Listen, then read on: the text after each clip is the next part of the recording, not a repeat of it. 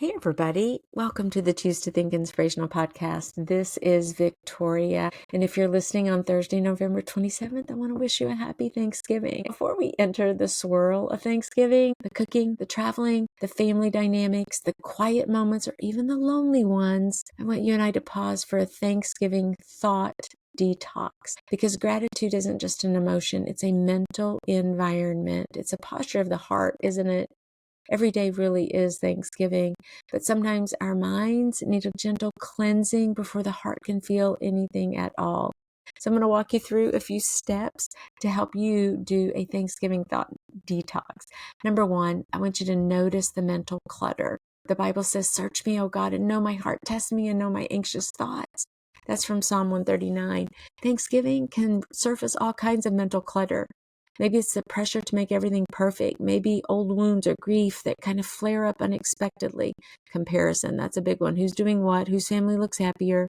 Or the belief that you need to hold everything together.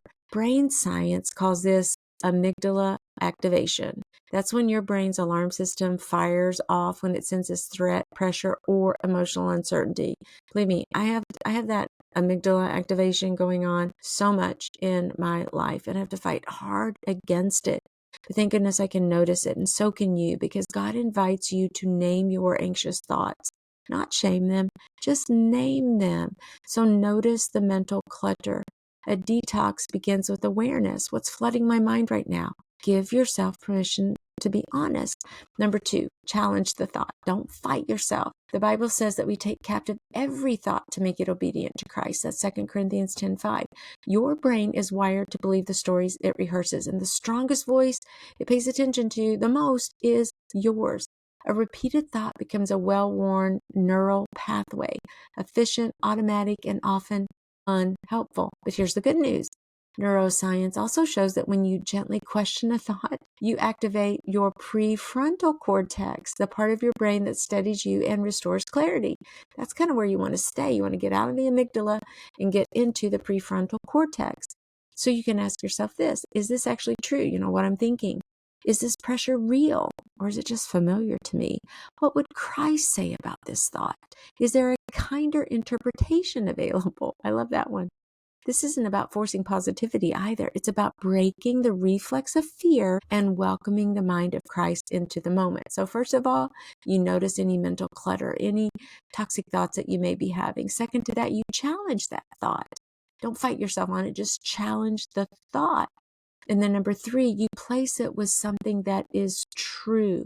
The Bible says, "Do not conform to the pattern of this world, but be transformed by the renewing of your mind." That's Romans 12.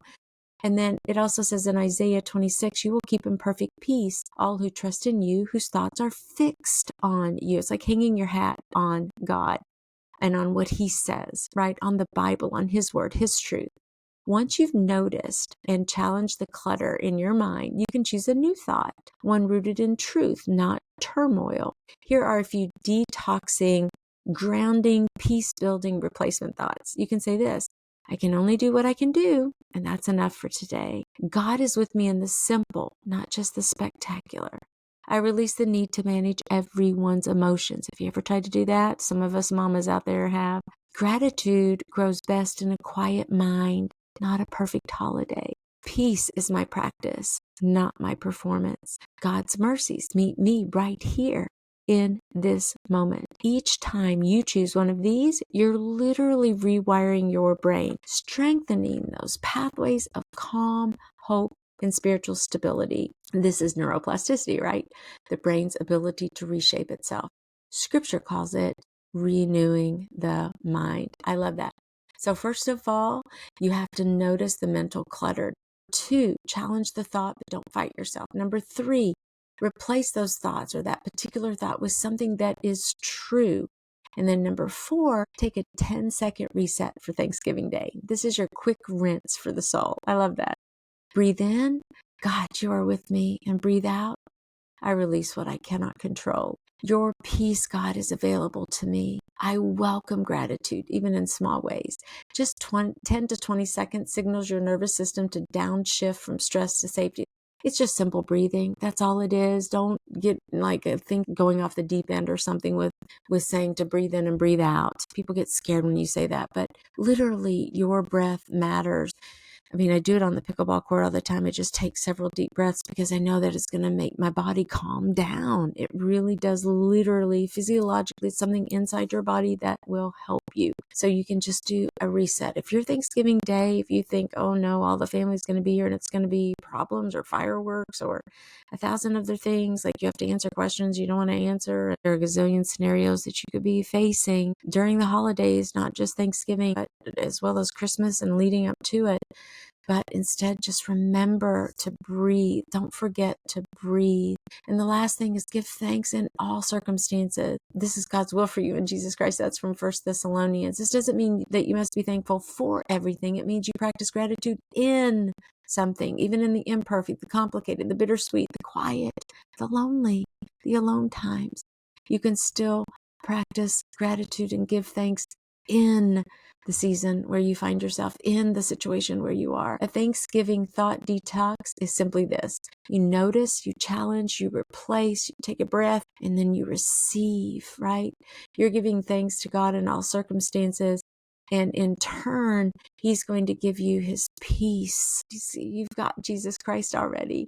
But that's what I want you to do. I want your thoughts to be light, and I want you to feel your spirit just rise, and for you to feel God's peace right now, this moment. May your Thanksgiving be anchored in peace, sprinkled with joy, and strengthened by a renewed mind. And I'm so grateful for you, for all the things that you do, for your support of the ministry, and just the kind words. I've received so many texts here lately, people thinking of us and my family as we're going through a tough time, and I thank you for that. I marvel at the listeners on the podcast and how there are just thousands of downloads, and people are tuning in from, I think we're in the 90s, like 98 countries around the world. I'm not saying all that to brag, believe me, but I get giddy when I look at it, because I'm like, Lord, your word says that we're to talk about you to all the nations and go into the nations. And I never did dream that I would have the opportunity to go into a nation via a sound wave, via a podcast episode, just it's through somebody's earbuds that they're listening to, or in their car. I just never fathomed that in a million years. But I'm so grateful that you're listening, because I know you're a Christ follower and you're running the same race, and we're in this together. And I want to offer you words of encouragement and inspiration. I'll be the first to say that I don't do things perfectly. I think you already know that anyway. And I can tell you, as a matter of fact, that I have attempted to script and to record this episode. I think this is the 9th time I've tried. My husband is going to kill me. He's waiting for me to come to bed. And I'm like, it's going to take me 30 minutes. Well, it's already been almost an hour, because I'll start and then I stop, and I start and then I start crying. And then I thought, oh, I got to clean myself up and I've got to do it better. And then I'll start meandering, and I get way off script. And then I'm like, this doesn't make any sense. And then I stop, and then it has been a thing. But hopefully you'll find that in some way refreshing and relatable, because I don't know what Christianity is, except we just look to God.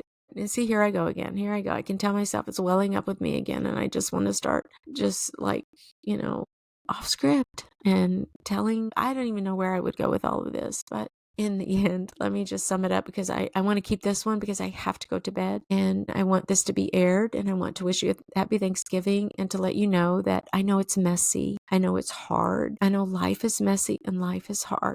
But there are thousands upon thousands upon thousands of Christian women just like you who are fighting this fight and running this race. And it's messy and it's hard, and we're all doing it, and we're not perfect.